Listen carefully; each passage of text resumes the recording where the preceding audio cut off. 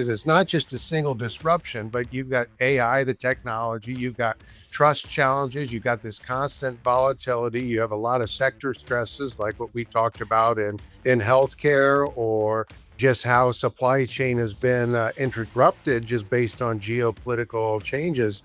All these stuff create this compounding effect that leaders aren't just struggling with a single change, they're just struggling with the simultaneous nature of this all and needing to innovate at the same time. If you're constantly being disrupted, the norm feels different. So I like the idea of you redefining to like that, either that compression or just constant pressure or just that's just what the world is today.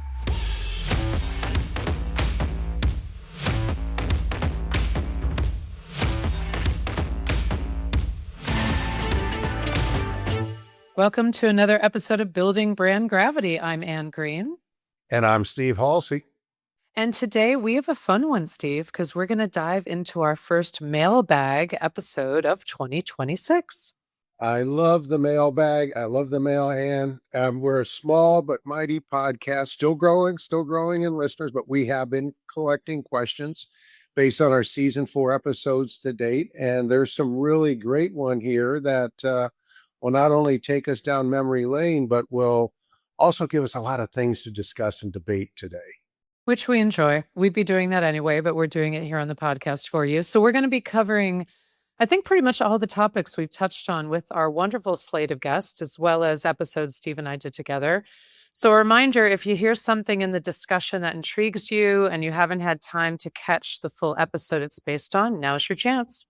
Okay, so let's get started. Our first question that we had was, Ann and Steve, we're a quarter of the way through the year. How are your predictions shaping up? So I actually went old school. I printed something here. Here are the 12 predictions that we made at the start of the year. I'm just going to list the 12, and then we can talk about the ones that we want to hit. AI becomes standard operating procedure. Discipline, not access, becomes the AI differentiator. The human side of AI transformation is undervalued, yet absolutely critical. Rehiring emerges after overcorrection.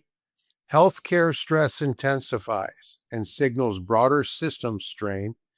GLP-1s reshape multiple injury.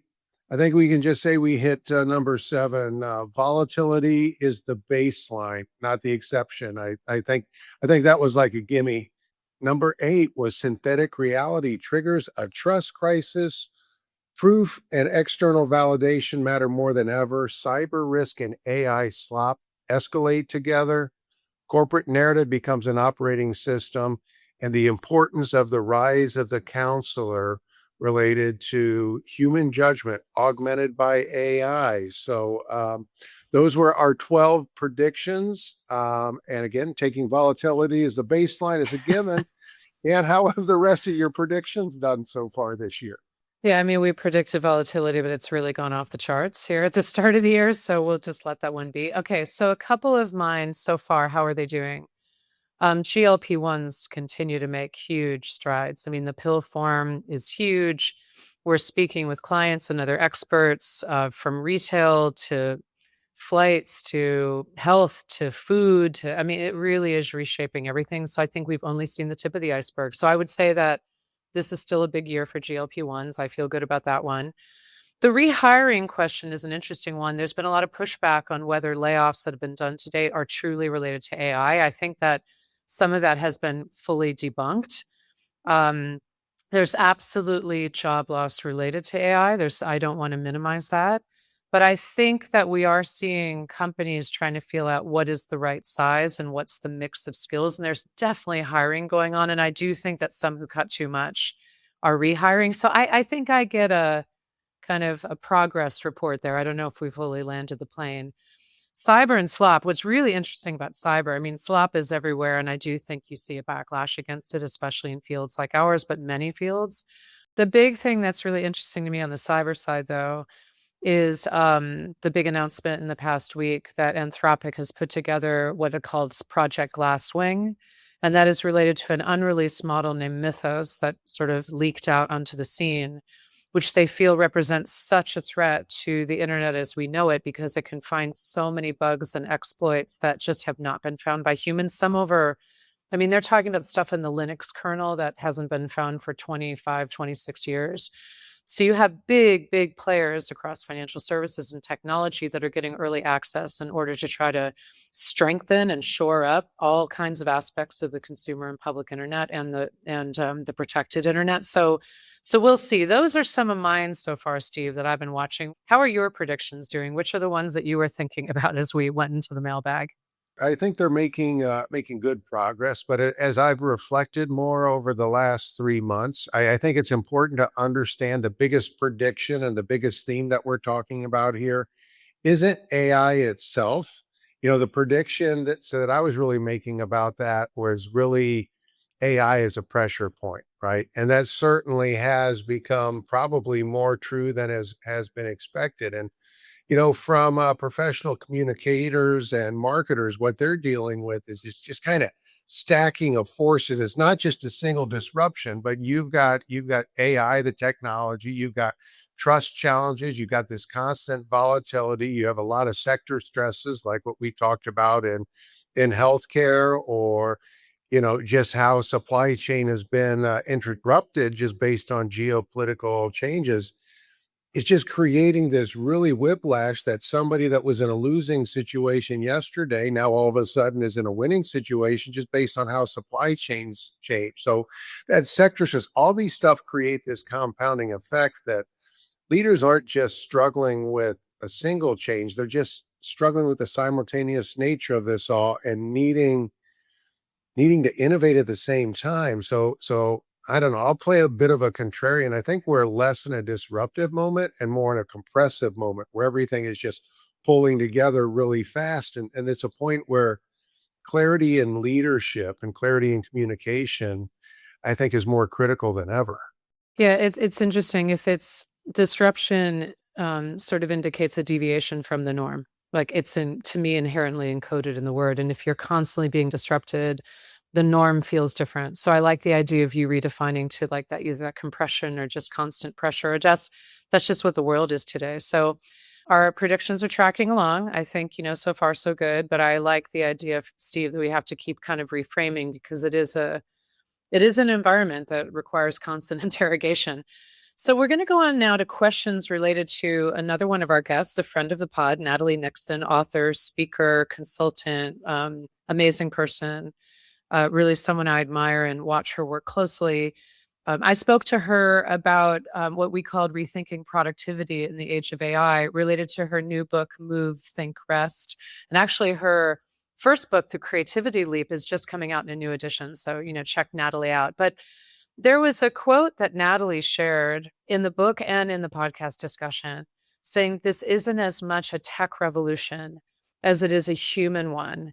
And one of our listeners wanted to unpack that more and what that means to us both. So I don't know, Steve, I'll direct that to you first.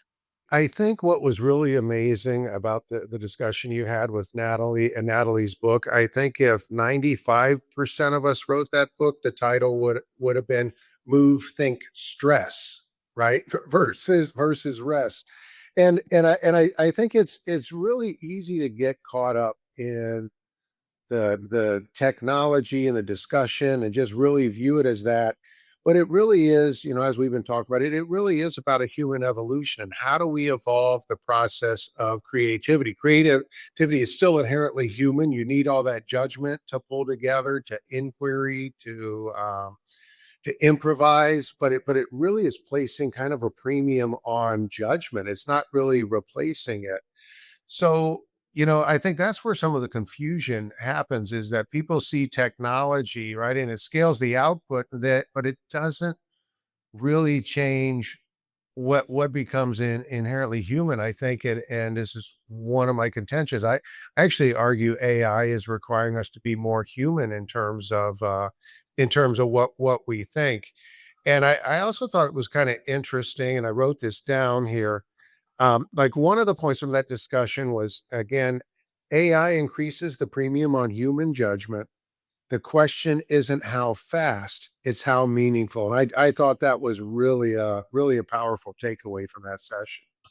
from where you stand, having really led a big part of that discussion, in the past, a lot of the discussion has been about value-based pricing, hours, times, materials, all of those type of things. The very traditional model that was created in the 70s and was very, very, very efficient, right? We all use it. Oh, this is how PR and comm shops are like accountants or like lawyers. It just became like a professional services model. But Natalie was really recommending that we step back and ask a fundamentally different question. What is at stake if the work is not done, right? That's one of those meta things you just get running, and you don't really think about that. So, as many of us in the agency world try to move beyond the hourly billing rate and that value, can you unpack that for me? Unpack letting go maybe a little bit? Yeah, and it's interesting too because with Natalie Nixon, Aaron Quicken, and Kim Sample, three of our guests so far this year on our season 4 of the podcast, we've returned to this question of how the business model in this kind of professional services field is structured, time and material, hourly. And the reason I came up with Natalie, and she was sort of a great one to start that conversation this year, which has continued across podcasts, is that she's talking about looking at productivity differently, unpacking how it was framed in our heads and structurally during the Industrial Revolution, how it became that sort of time system in the 20th century, how it still is with us today, as you said, Steve, even before the 70s, but certainly since the 70s onward in our field, the big firms that sort of established themselves and what we do today. And, I was saying to Natalie, if we want to reframe productivity, that's all well and good. But let's help me conceptualize how we get to something that's like value when it's so baked into the system. It's not just you and I, Steve, deciding, although we have tried and we do try to move to other types of pricing structures and contracts. The system is so oriented around it, including our colleagues in procurement and legal, et cetera, et cetera. And that's why Natalie's question of it would get back farther earlier and say, what is at stake if the work is not done? I think that kind of question reframes your thinking, which is, why are we even doing this work? If it wasn't done, does it matter? What's the outcome we're trying to get to? What's the real outcome? And we say these words and we talk about this, but I felt that her framework let me go deeper in it and really feel it. And I think I'm going to be stronger at framing that for others. And that includes our own teams who can get caught up in our to-do list and our action items list, or running down the to-dos on a call with clients, or clients can get caught up with that. And we have to step back constantly and say, why are we doing X versus Z? What is the output and the real outcome of it? And then if we didn't do it, would it matter? Because it really should matter if we didn't do it right. And I just love that conversation that Natalie helped me think through. That's really, really important. And it was, I was at a community dinner over the weekend, and I was sitting next to an individual who's in the banking industry. And of course, like all things, we got to talking about AI. How are Of you course. using AI? What about this efficiency, efficiency, efficiency? And, as we were talking about it, and I talked a little bit about how, some of these pricing models need to change, because one of the things it really opened up in my mind is just what you said, really the value of that output, that outcome, or that counsel, right? Back before we were able to be maybe a little bit more efficient in how we packaged it up, it was that 30 years of expertise you had counseling and crafting that put everything together. But now if you can craft a little bit faster, the value still is in that judgment, that perspective, that, somebody like you with decades of direct experience and interactions and discussions in the healthcare industry, you're going to bring a perspective that the robots are not. And and so I think that's where I think sometimes we get caught too much in this idea of speed versus stepping back and thinking. And I think the other thing that was really important from that episode as well is the important to rest. I think sometime a lot of us just think if we just keep pushing harder, keep moving faster, we'll finally break through. But sometimes the best thing to do is just sit and rest and recharge. I think that's so powerful. It's very hard to do, but that is, and Natalie would say for sure, that is where the brain really generates creative thinking, divergent thinking. I think about it like a rock skipping across a pond, letting your thoughts sort of move and skip from thing to thing. This is a magnificent segue, though, to our next episode, which was Aaron Quicken, who we've both known for years, agency owner, leader, entrepreneur, then founded one of the first kind of PR-oriented SaaS programs in the AI space, predictive AI. Now he's got a very, very big AI and innovation role at a large consultancy. And that episode was called The AI Strategy Agencies Should Build Now. And the reason I think that's a great segue is you were talking about this over-reliance on efficiency, which, by the way, we'll get to with Kim Sample's segment two. That's such a thread woven through here. But Aaron was trying to talk again about what value actually means versus kind of the low-hanging fruit or maybe the least imaginative uses of AI in this kind of setting. And he had an analogy that I know caught both our attention, which is the Disney FastPass when it comes to underscoring the value of AI-enabled work. So one of our listeners wanted to unpack that one more, and I know it came up. A lot of people have hooked onto this. Can you talk a little bit, Steve, about how you think about that metaphor and how it helps us get beyond this sense of efficiency or just a race to the bottom? Well, it'll just be cheaper, faster. This is just going to make everything devalued, which I think is the opposite of what is happening and what should be happening. Well, I can tell you, as somebody who has drugged small humans and elderly humans through the Disney park, I cannot speak highly enough of the importance of the Fast Pass, and really kind of setting yourself up for what are those featured part of that experience do you really want to get to the quickest. And for me, what really stuck about that is what I liked about that metaphor is it wasn't about efficiency. It wasn't about devolving value. It was, how do I get to the experience I want faster? That may, in our industry, that may be an outcome, that may be the counsel, but how do I get there faster? And the idea is that it isn't about making the work cheaper. It's just about collapsing that time to value, which then creates its own challenge if the expectation is everything is compressed. But I really like that idea of the fast pass in terms of just framing it, and to me that really helped open up the construct that again, thinking about some of our colleagues that have 25 years of experience in agricultural communications. Once you step back and you're not thinking about time and material, the access and just the collective wisdom that's been built in that person, that is the value that you're getting, which is a little bit different. And I think part of the challenges, though, with the fast pass analogy is it's kind of like clear, right? Eventually, everyone gets TSA pre, everyone gets the fast pass. So the differentiator really becomes, what do you do with the time you get back? Do you sit idle? What do you do from there?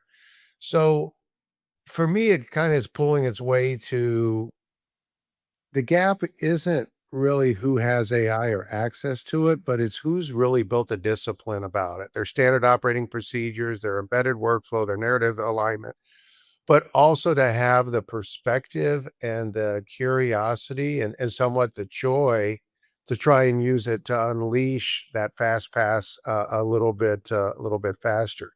Here's a question for you, Ann, that came in from one of our listeners. Said, AI adoption is obviously a big issue right now for all companies.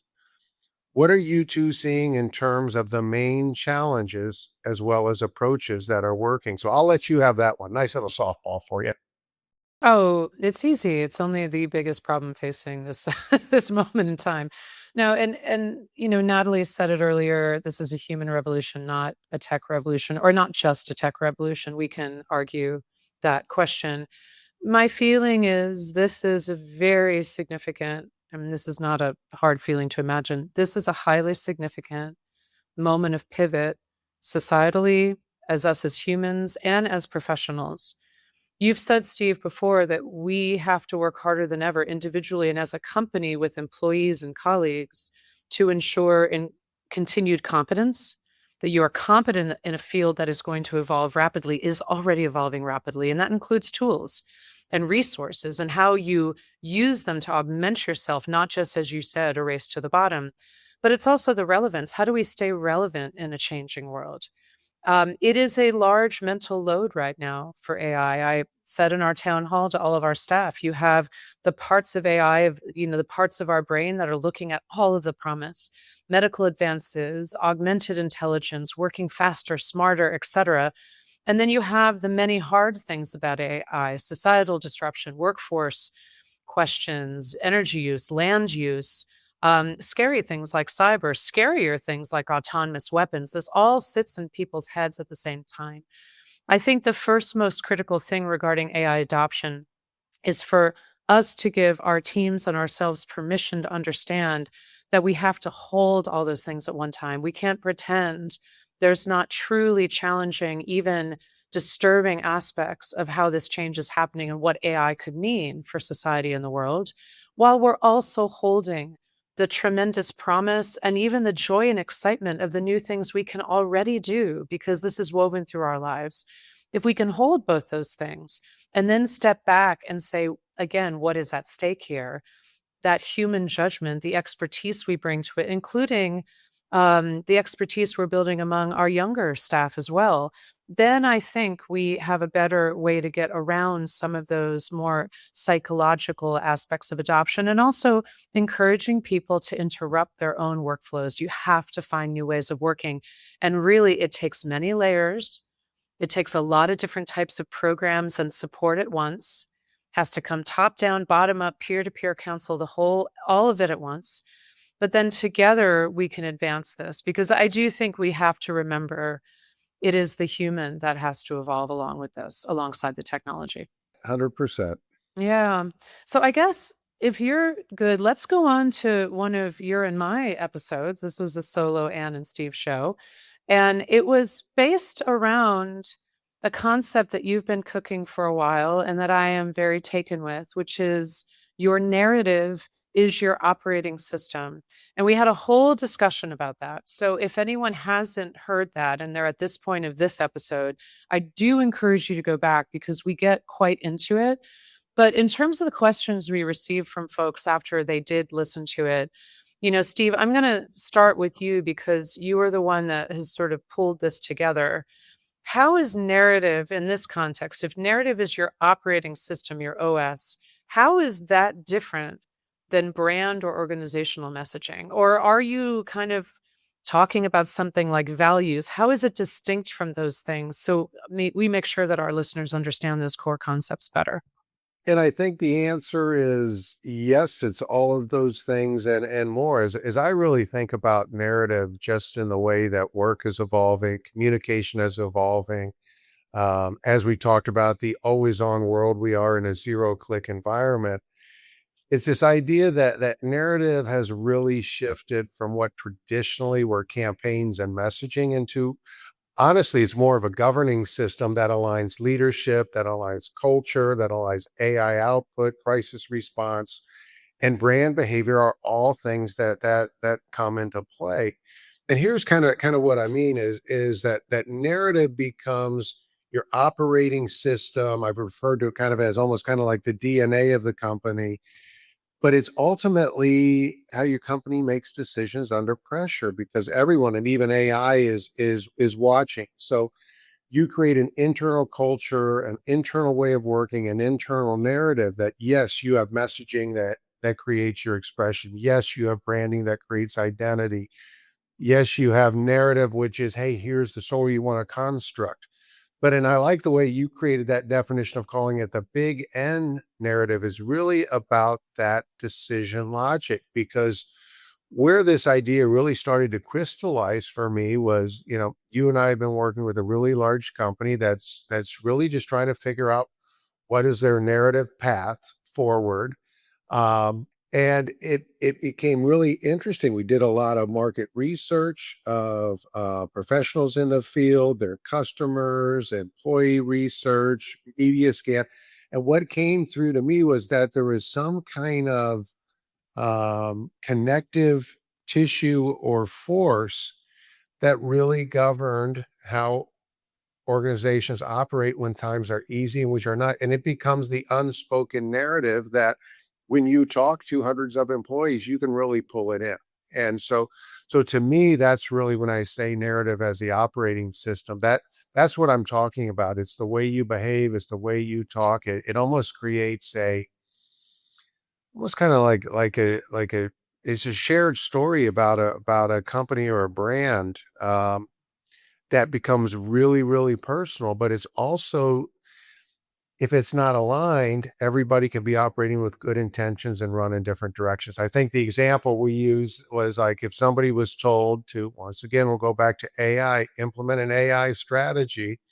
Sales and marketing may look at this very much from, all right, this is going to be all about, how are we going to find efficiencies, get more customers, automate things for them. R&D may take that same directive as to integrate AI, and it's going to think about, we're going to fundamentally change and open up the direction we're going to go for R&D. The comms team may look at that and say, well, what about ethics? What about so it can be the same challenge, but if you're running in different directions, that's when the narrative gets really kind of pulled and strained. Is Yeah, well, to build on that, I mean, I want to build your metaphor out one more, which is something I think we're seeing where it really is a pressure. And I'll give you a follow-up question then after that on the AI side. A lot of companies right now are directing their AI message to the street, meaning Wall Street, and to investors, because everybody feels like, well, they have to have an AI strategy and it has to be articulated. And what's happening is that's where some of those layoffs or downsizings are getting perhaps overly attributed to AI. And then you have a real alienation of the employees who, if they don't feel, remember AI mental load, there's the light and the dark of it.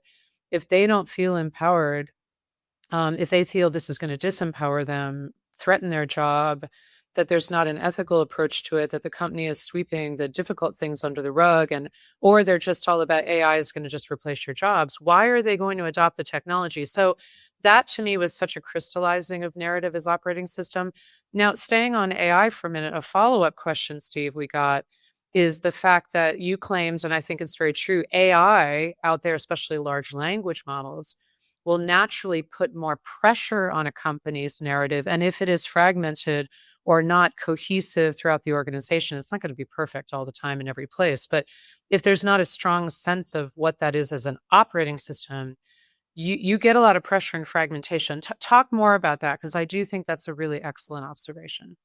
well, we've moved very fast into a zero click environment, whether we want it or not. And for those, if you haven't heard the term, zero click just basically means you get served up a summary without actually clicking on a link. So almost all the browsers now, when you put in a topic, first thing you're going to do is you're going to get an AI topic or summary. And going back to last year when I had our friends from Muckracks on there, and we were just really looking at how the large language models work and what they're scraping from news and from your website and from Reddit and from social posts and from everything else, and it's kind of pulling it together. Well, if you've got employee or customers who on Reddit who aren't happy and are talking about it, but yet, you're what you're pushing out on your website is talking about everything being the greatest thing since sliced bread, it's going to kind of aggregate and average those. So it's not a controlled message that you're able to push out. So it really accelerates very quickly if you're not aligned. And I think, one of the clients we talked to used the term of saying vectors. We're all out there running and we're driving, but if we're running in different vectors, it's going to get noticed because it's going to start pulling us apart, right? Kind of stretching. But if we can get aligned and get our vectors going in the same direction, that's really going to help. And that's also one of the reasons where in our crisis and issues management, we're doing a lot of work with companies now to prepare for the crisis before the crisis hits by staging all that information. What I find a little bit, I don't want to say ironic, I guess I'd call it refreshing, is it's putting out all that information about the great things they do. It's creating clarity about process. It's creating clarity about investment. It's creating clarity around environmental reports and all those type of things. So anyway, I think that's where the pressure is that AI is pulling from all sources everywhere. And it just, really, to use your bad sports analogy, it's getting everybody aligned and driving with the same belief, I think becomes really critical. Yep, very true. Um, this actually leads to one more question we've gotten on the same topic about organizational structure and where communication sits that I wanted to speak to really briefly before we move on to the next one. We talked last year in season 3 quite a bit about whether communications is in a unified structure or whether it's spread out in business units, the hub and spoke model. There were a lot of changes last year that were in the news. One was in a large pharmaceutical entity and kind of shifting the comms away from a centralized to out. And there's good and bad ways to do all of this. Any kind of system can work, right? I think we netted out the fact that really maybe the ideal is that you have a centralized comm structure, but you also have professionals embedded within the business. You get the best of both worlds. But I think for me, this idea of narrative as an operating system, that more than ever, the speed of the news, the speed of crisis, the two-way nature of dialogue, the intensity of interactions with all stakeholders today, how fast information travels, how AI will be changing discovery, all of that just says that the alignment, that force multiplier of the vector, the similar vector as a force multiplier, as a collector, it's more important than ever that companies are very, very intentional about their communication structure and the locality or the embedding of their communications expertise, marketing expertise throughout the organization.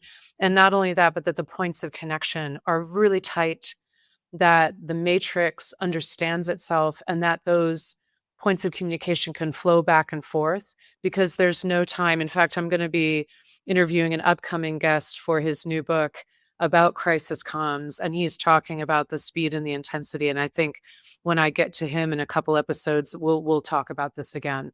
I agree with that, and it's really about, again, getting that vision, the values, everything aligned, and everything all together kind of moving in that direction. I think where you were going to go was, you were going to talk about our friend Kim Sample from the Public Relations Council, right? Yes, that brings us to our most recent episode prior to this one, from early April, and it was called What Agency Leaders Need to Get Right Now.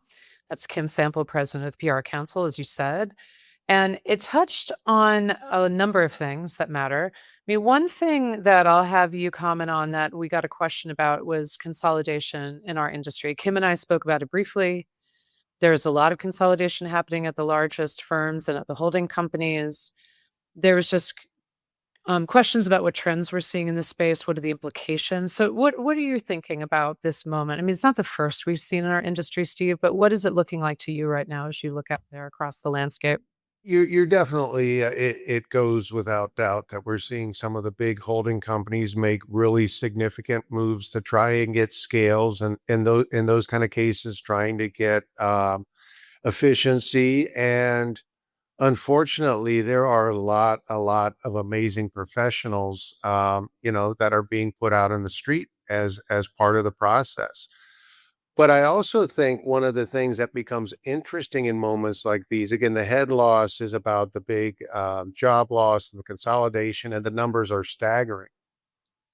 But I always find it interesting to see kind of the post innovation that happens out there of, the people that move to new or smaller firms and have a big impact or decide to start up their own business. And I think that's where this one's going to be a little bit different, because with what you can do with AI and deep expertise, I think it's going to be really interesting to see how all that shakes out. I think you're going to see a lot of different companies kind of shake out, but I think in the end, it's all really coming down to trying to answer this question of what is value, how do we deliver value, um, and I think that's probably why one of the reasons, if you look at industry consolidation in a little bit different way, our friends at Davis and Gilbert, the law firm that does a lot of work in our space, when they did their state of M&A last year, what they found was that a significant number of the M&As were happening with independent shops, smaller type of shops. So I also think it's important not just to look at, the biggest conglomerates out there and say how they go, so goes the industry. I think you're going to see a lot of innovation. So, but also a lot of shock. I mean, what's kind of your take on that? I agree. I mean, first of all, our industry is so resilient, so entrepreneurial. There's always new firms being made and created and sometimes undone or consolidation. We've done two of our own self-funded acquisitions. So we're one of those independent firms acquiring and growing and finding the right fit and really thriving in that. So it is hard to see. And I think because it's also in the teeth of this change with AI, and it's also at a time of just tremendous geopolitical volatility, both at home and globally, that it feels even more intense. But I think your point about innovation is well taken. I am excited for the future of our industry. I think that there's a lot of upside to be had for us all. Absolutely. And I appreciated Kim's perspective on that too. I'm in a glass half full mode today, so I'm kind of looking at the positive. And one of the other things that, and this was a question we got that I'm going to send to you because I thought it was really interesting, and I view this as a positive part of the AI conversation. The question was, Kim made a comment critiquing the idea of human in the loop. And he said it was good to hear someone pointing out the issues with that. What is your take on a better way to think about this, given how limiting that metaphor really is of human in the loop? So Yeah. I'm going to give you my happy mojo. Let's see how we work there. I loved that conversation with Kim because she kind of caught me on it too, because I use it sometimes. And she just felt like human in the loop. I think this is almost exactly how she said it. Human in the loop. We can do better than that, can't we? And I think that was such an apt critique. We need to understand ourselves not just as passive receivers of this technology, but one of the things I've been talking about, oh my gosh, in almost every episode this season, and literally to anyone who will listen to me, is as leaders in our field and also with our clients, we need to be a lot more focused on defining the kind of future we seek to have for humans, for work, for society. We need to create a stronger vision of what would the optimal mix of human and machine look like? What are human upsides? What are machine upsides? How do we maximize those? How do we lean into what humans are best at? How do we make sure that this is a system where we end up in that positive glass half full way, not in these dystopic views? I mean, if you look at the Matrix, like humans become batteries, that's about the darkest view one can have. But I think sometimes in our society right now, I'm joking again in our town hall, I had them mock up an old cartoon of Wizard of Oz and replace the Wizard of Oz picture with Sam Altman.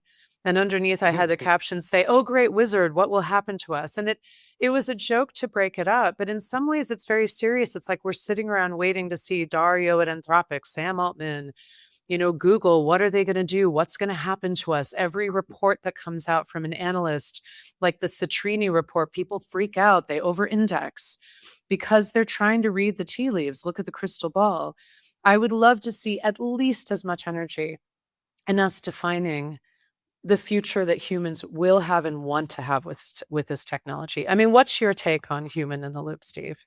My take on that's a little bit controversial. I like and I understand the concept. I think it's a little bit of a defensive position. And what I mean by that is it's not human in the loop. It should be human setting the system, right? Human as architect, not reviewer, right? So to me, I think that's a really important distinction to think about, at least in my own mind, how I'm thinking about the ability to iterate in a way that was difficult before. Now, again, you get really good colleagues, you can iterate really well, but just that idea to free your mind to think a little bit different. So anyway, that's mine. I'd like to hear people rather than saying human in the loop, start saying human as the architect. That I think would be important. Well, it looks like we're getting around the magic time Yeah. here of our podcast. We're looking at those 12 predictions. I think our track record is going pretty good out of the gate. Still an early call that volatility as a baseline may just settle out at any second. But But I think across the different conversations, and we've been having this quarter, I mean, one thing has become clear, kind of going back to where I started. Even though we talk about it all the time, AI is not the actual story. It's the pressure test that's really exposing our systems, our way of thinking, our way of creating value. And it's exposing how clear you are, how aligned you are, and just really how well organizations actually operate. So maybe we started with 12 predictions. Why don't we close with two shifts? What's one leadership shift that you think will be pretty significant as it plays out over the rest of the year?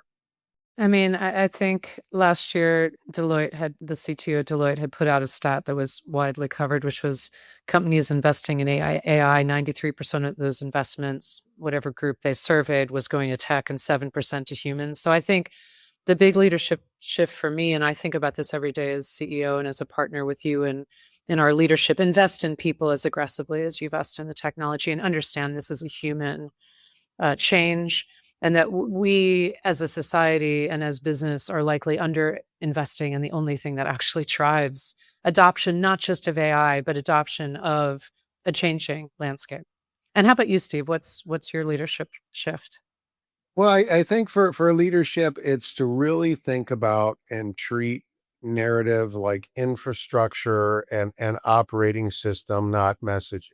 And again, that goes back to my contention that end of the day, AI is forcing us to be more human and really kind of ponder that metaphorical question of what it means to be human. But in a zero click AI mediated world that we've really quickly gone to, you really don't control the outputs anymore, right? Because so much is being created around you. You can only control the system behind and around them. What are those behaviors? What is that vision? How are you aligned? And in a lot of ways, your report card has gotten a lot bigger because you're being measured on everything every day. So that's where it's really important, as a business skill, as a leadership skill, to really think about narrative as one of the most critical things you can do to get your people, your customers, your organization, your industry to move in a direction that you would like to see them go. Well, that feels like a great place to finish, Steve. Well, hey, thanks for listening to us. And Ann, as always, I enjoy the conversation. This was a good mailbag episode. Please make sure you continue to send us your questions and your comments. We will do another mailbag episode. And if there are any episodes you missed that this may have spurred you to say, ooh, I would really like to hear about that conversation with Kim or with Aaron, uh, please round back to Building Brand Gravity and catch what you've missed. Yeah, and make sure to keep an eye on the podcast feed. We're prepping some upcoming interviews and conversations I know are going to resonate. We've got some of the new rules of crisis comms, what it means to do the heart work of modern leadership, which I love. And we're going to be doing a deeper dive into some recent essential research in our field that, Steve, you're going to be taking on. That is all coming up. Well, thank you, everybody, for listening to Building Brand Gravity, and have a great day. Take care.